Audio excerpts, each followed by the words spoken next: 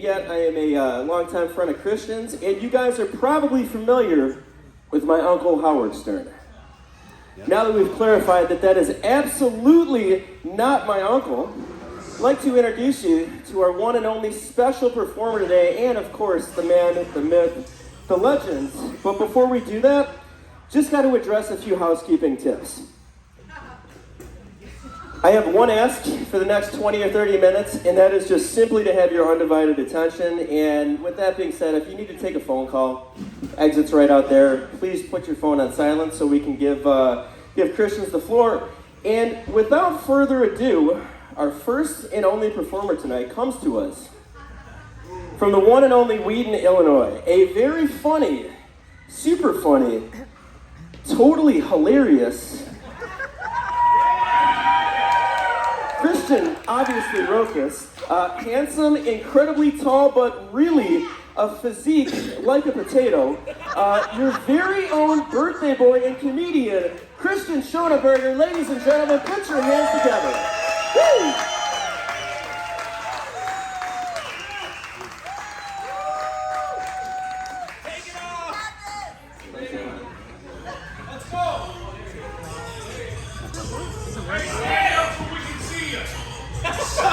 It needs to be louder. There's the doors back there if you need them. Yeah.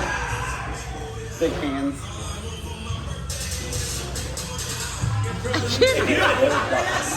It won't go up anymore. There you go.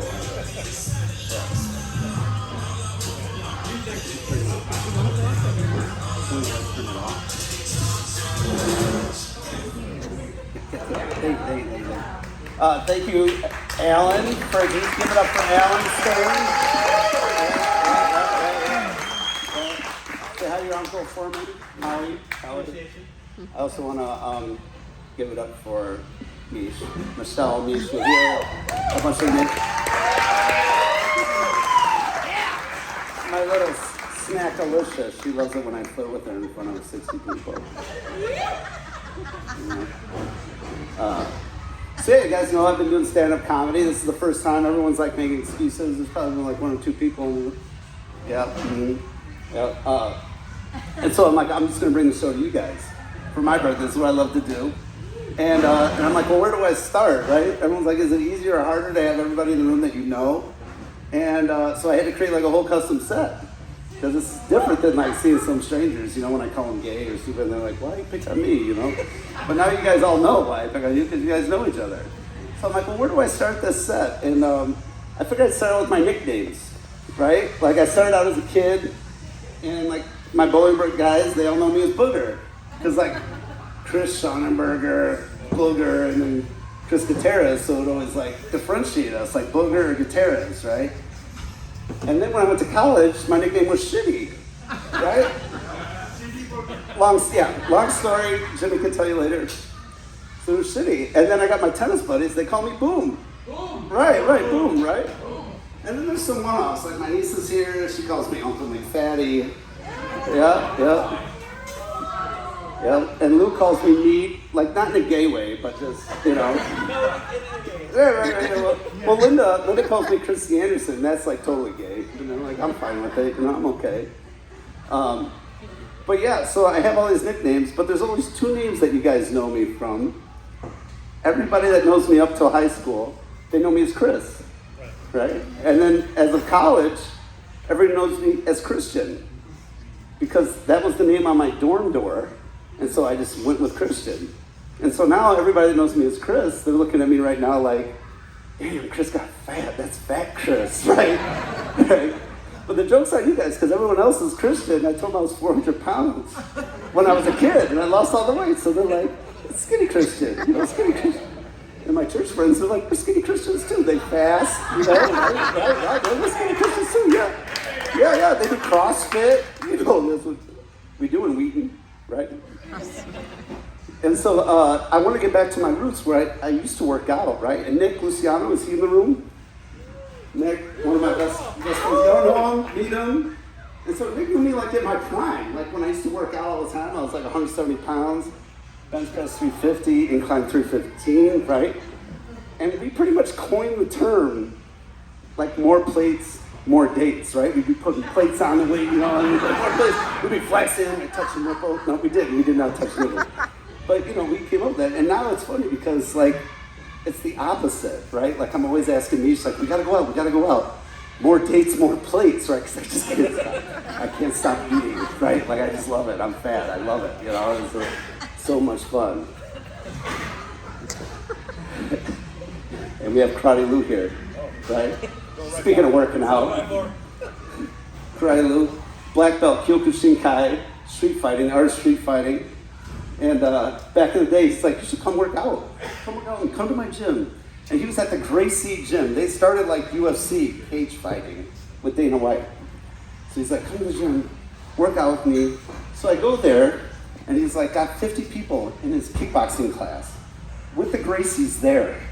And he's like, dude, you have to like make sure that you're at the same level as like one of the students. And I turned around, and I got this 8-year-old Chinese girl. And I was like, really? He's like, yeah. And she's kicking me, that little bitch. She's kicking me in the same spot, right? It was even more embarrassing. I was like, I had to remind her, like, Sensei Lou, he said 50%. 50%. She's like, I'm not even doing 50%. I was like, come on, you're lying there. I was like, oh.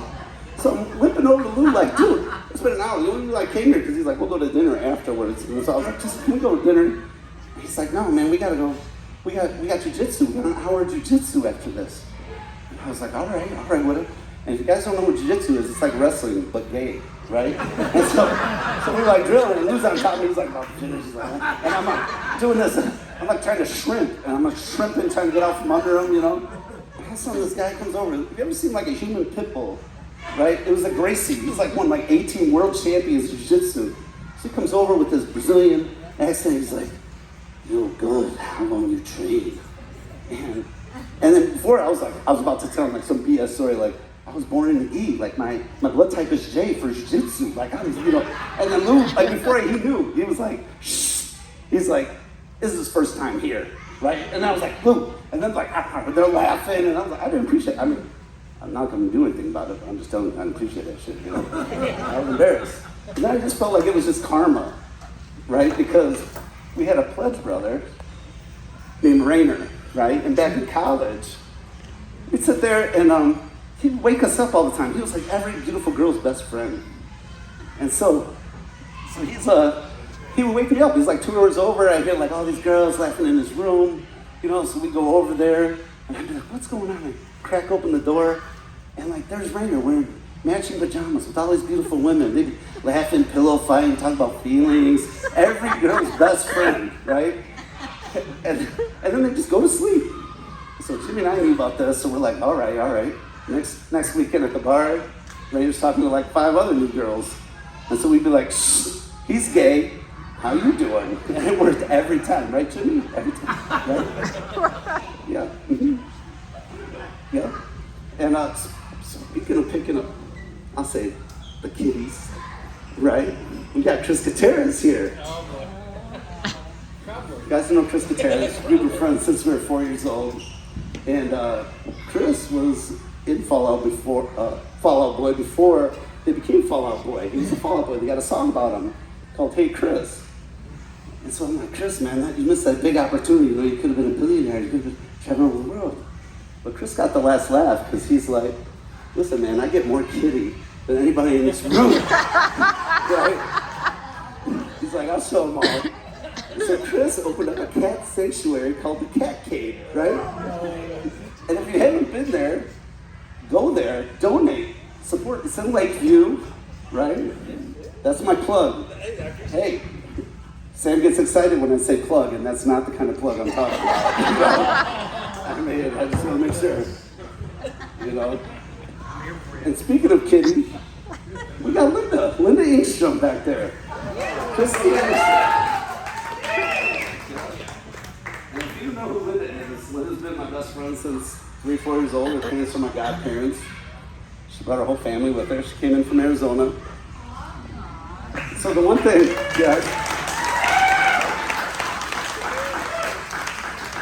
So the one thing that she'd want you all to know is that she's an FBI agent, and she loves to answer questions about the FBI. Right? You know, I mean, P. Diddy's files, she's got the videos. It's It's on her phone. You can ask her. It's single file line. You know, she loves it. But you know, she used to head up child pornography and human trafficking for the U.S. And she can do that because she's like got a stone wall, no emotion. Everything's 2 + 2 is 4, black or white, nothing in between, no gray, right? So about a year ago, on my birthday, she calls me and she's like, hey, happy birthday, how's it going? I'm like, it's not going so well, I'm kind of sad. I'm upset because, you know, usually my mom would call me and like wish me happy birthday, and she didn't today. And so Lynn is very protective of her Christy Anderson. So Lynn is like, I'm looking at flights right now. I'm gonna go down the floor and I'm gonna get her on the phone. She's wish she never had a son. She's gonna sing you happy birthday. I'm gonna get the. I'm like, Linda, just calm down. Remember, Mom's dead. And she's like, oh, well, so what are you doing for the Bears game today? Right, like just let you know. She was really my first friend. When I was 4 and she was 3, you know, boy and a girl, and I did what every 4-year-old boy would do. Is I took her on the side of my house. And I pulled down my pants, and I'm like, look what I got, right? Right? Yeah.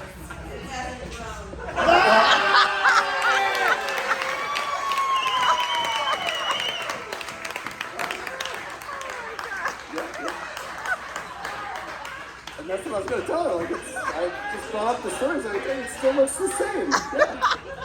Still looks the same. Right. Yeah. You know, you saw it. Yeah. So speaking of mushrooms in the fir forest, we got Rob Erickson here. Where's Rob? Oh, there's Rob. Yeah, there's Rob right there. Rob. And so Rob, like a brother, they're all like brothers. You know, Rob's parents basically raised me as a kid, and so when I told people I was going to do the stand-up, I'm like, oh, your closest friends, you're going to roast them all. It's going to be so funny, like Tom Brady, blah, blah, blah. And I go, I don't think you know my friends, right? Rob's pretty soft-spoken, introverted, doesn't say much. And if I were going to tell him, like, dude, did your mom get you that shirt at Kmart, blue light special? And then you'd be like, thinking it's funny and everything else. And Rob would turn around in a minute and be like, that's funny coming from a guy who's been divorced twice and his mom left him when he was 5. Yeah, I was like, no, dude, there's no roasting anybody here. Because I'm going to get the worst of it, as you know. You just heard about a couple of them, you know? I was like, no, but I thought, you know, I don't want to, like, disparage anybody in the room. But there is one person who's not in the room. And about 10 years ago, I threw a party like this on my 40th. It was a rager. Everybody partied 3:30 in the morning. One of the best parties ever. And about 3 months later was Valentine's Day.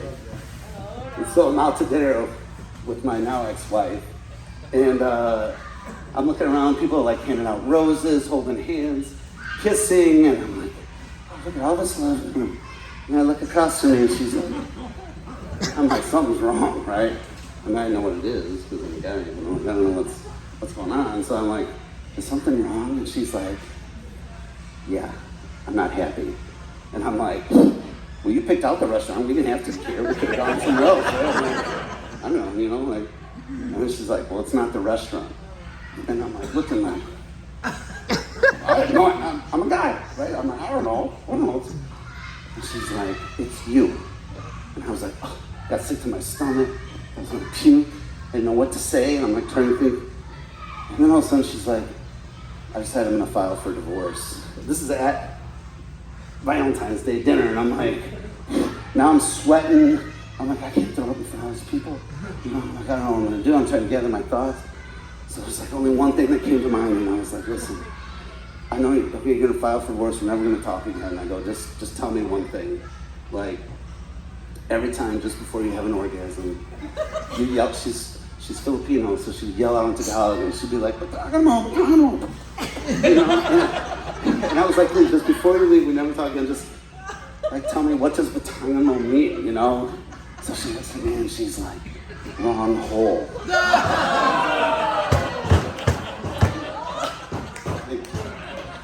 Yeah, so that's a $250,000 joke right there. Yeah.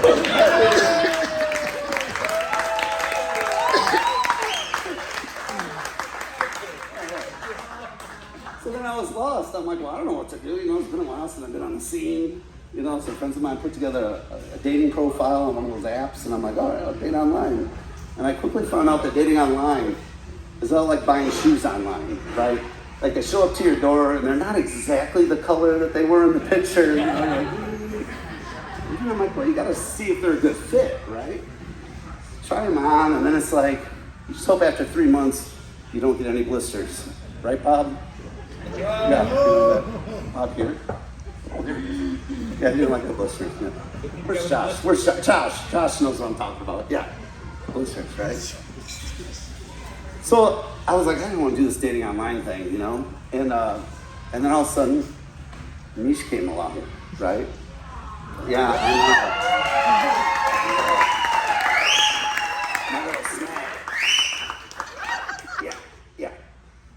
And so it was funny because we actually met online, but it wasn't like on a dating app. Like it wasn't Match.com or Bumble or Grindr.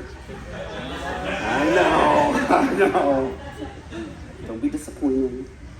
But it's actually on Facebook because we had like this mutual friend, and this mutual friend had talked about how she just got her hair cut, and she got like 4 inches cut off. And I see like in the comments, this girl Michelle was like, "Wow, 4 inches, that's long." And I was like, "She thinks 4 inches is long. I got a shot with this." Right?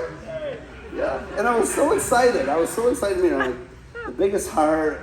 We just had this connection. And she laughs at all my jokes, and I was so excited that I'm like, I gotta call my mom, you know, and tell her that I met this girl. And my mom was so excited. I'm like, yeah, and she's smart, and she's funny, and she's pretty, and everything I could ever want. And I was so excited. And I said, well, but there's one thing. I go, she's on the spectrum. And then my mom's like, spectrum? What's the spectrum? I said, well, she's autistic. And I was like, what? I go, yeah, just don't worry about it. I go, just know that when you meet her, she's gonna talk really loud and really slow, right? And Mom's like, listen, as long as you're happy, I'm happy, right? So a month later, I bring her down to Florida to meet my mom, and on the plane I go, Nish, listen, my mom's in a nursing home. She's really hard of hearing. I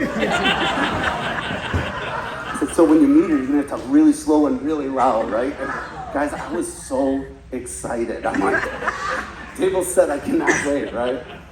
So we go to Mom's nursing home, we go in, and I'm like, oh, Mom, you know, this is Michelle. She goes right up to her wheelchair, she's like, hello, Mrs. Schonenberger. And Mom looks at me, she's like, she's worse than I thought, you know? Yeah. But it's been great. Like, I have Michelle to thank for me doing stand-up. You know, it's all occurred because people are like, well, how all of a sudden you just started? You know, you're 50 years old, you want to do stand-up. And I said, well, it's because of Michelle. I said, we had this conversation probably a year ago. I mean, I call it a conversation. She'll call it an argument because, you know, sometimes that's how couples communicate, right? And so she was upset because she's like, why do you always have to make fun of everything that I say when I'm trying to be serious, right?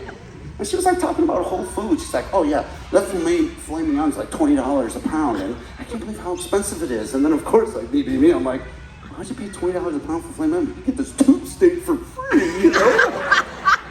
You know, and she's like, it's not funny. She's like, no. She's like, what if well, that's what I do, I make jokes, you know? And she's like, what if I made a joke when you were trying to be serious, right? And I'm like, oh, I want to see this, you know? Like, so she's like, well, what if you told me that your dad went downhill and you had to bring him to the ER today? And then she's like, and then I said, oh. And she's like, did he go poo-poo caca queef, you know? And I'm looking at her like, and dude, it was so funny. I was like, if I'm half as funny as how she's imitating me, like, I'm gonna be a star. Like, I'm gonna give it my special. Like, I'm gonna get up there and start talking, you know? And so it's been 5 years for us, you know? And we're always still like, yeah. And still in love, and even tonight on the way over here, I was like, babe, you know after this party tonight, you're gonna get the best 45 minutes of your life, right? And she's like, oh really, 45 minutes? I don't know. No, I said 45 minutes. Like, 45. Yeah, it's like, no, just yeah. But it's been great. All right, before I go, you know, it's been 5 years, and things have changed. I'm 50 now, right? I'm getting old. Things change when you get old, right? like the first 47 years of my life during sex, I couldn't think about sex. I was trying to think of everything else but sex. You know, like if Misha was like, oh, it was like over, right? And I was like, oh, you know, I was thinking about Sam and I playing tennis. I was thinking about Excel spreadsheets. I was thinking about all the things that like didn't excite me, you know? I was like, I think something, right? And then all of a sudden, he knows. And then all of a sudden I hit menopause, right? Like 47, my six pack turned into a K. Started growing hair on the outside of my ears, my eyebrows, my nose hairs, right? And like things changed under the hood too, like not in a bad way, just different, you know, like, so when I couldn't think about sex during sex before, like now all I have to do is focus on sex, like no distractions, I don't want any, no talk, nothing, I just need to get there, focus, concentrate, you know? And like just a couple of weeks ago, she decides to whisper sweet nothing in my ear, and she's like, you're so big. And I was like, no, get up, you're lying. That's not true, and we have to have a conversation about it, right? Ruin the whole mood. I was like, I don't want to, just, you know, don't say anything. And then last weekend, she was about to get to her happy place. Her eyes were rolling back in her head. She was just about to faint. You know, that happens all the time. Just about to faint, and all of a sudden, out of nowhere, she's like, "Give me that big black cock." And I was like, whoa. I'm like, babe, tonight you're getting Chinese, okay? Tonight you're getting Chinese. All right. Just like everything else, babe, how long was that? Yeah, 21 minutes. that's all I got for tonight. I just wanted to thank you guys. I'm so glad you guys are all here. This is the best birthday gift I could ever ask for. I hope we have another party at my 60th if I live that long. It'd be nice. Okay. I love all of you. Thank you so much.